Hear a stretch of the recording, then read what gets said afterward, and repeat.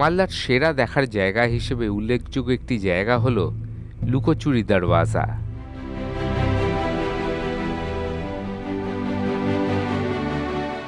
এই লুকোচুরি দরওয়াজা বা লুকোচুরি গেট কে নির্মাণ করেছিলেন সেই নিয়ে বহু মতভেদ আছে।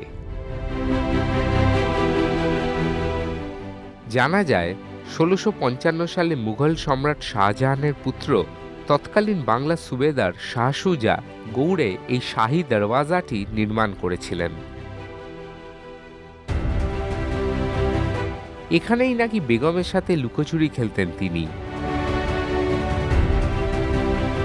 আবার কিছু ঐতিহাসিকদের মতে এই মুঘল স্থাপত্যটি ১৫২২ সালে আলাউদ্দিন হুসেন শাহ নির্মাণ করেছিলেন। এই দ্বিতল দরওয়াজাটি গৌড় দুর্গের পূর্ব দিকে অবস্থিত এবং সেই সময় দুর্গের প্রধান প্রবেশদ্বার হিসেবে ব্যবহৃত হতো। এর উপরের ভাগকে সম্ভবত নহবতখানা হিসেবে ব্যবহার করা হতো।